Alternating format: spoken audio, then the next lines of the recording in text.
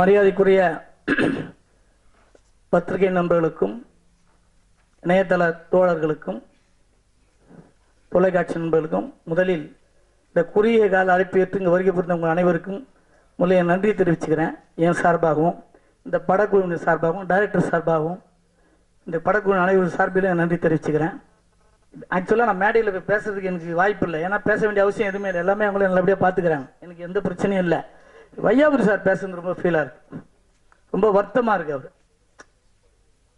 ஒரு உண்மையில ஒரு மரியாதைக்குரிய ஒரு நல்ல நடிகர். எந்த ப்ரொடியூசருக்கும் இன்னுமே தொந்தரவு இல்லாமல் இது வரைக்கும் நடிச்சிட்டு இருக்காரு. சம்பள விஷயத்துல கூட பிரச்சனை இல்லாத ஒரு நடிகர்.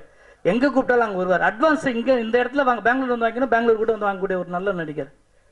ரொம்ப வருத்தமாக இருக்கு. நீ ஃபீல்டில் வந்து இப்படி ஒரு நடிகை நான் இருக்கேன், யார் எந்த ப்ரொடியூசரும் கூட மாட்டாங்க, இந்த டேரக்டரும் கூட மாட்டாங்க, ஏதாவது ஒரு வாய்ப்பு கொடுங்கன்னு சொல்ற மாதிரி ஒரு வேதனைப்பட்டு அவர் பேசுகிற அளவுக்கு நம்ம சூழ்நிலை இருக்குன்றது உண்மையிலேயே வேதனையாக இருக்கு.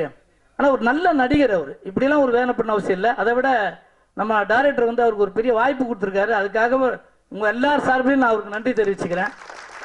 வையாபுரி சார், நிச்சயமாக உங்களுக்கு பெரிய லைஃப் இருக்குது சார். நீங்கள் நினைக்கிற மாதிரிலாம் இல்லை. நீங்கள் நல்ல நடிகர் சார், நல்ல மனுஷன். அதை விட எல்லா பிரச்சனைக்கும் எல்லா கஷ்டத்துக்கும் ஓடி வர ஆள்னு எங்களுக்கு எல்லாருக்கும் தெரியும்.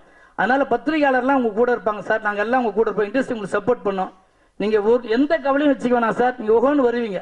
ரொம்ப நன்றி சார். தேங்க்யூ.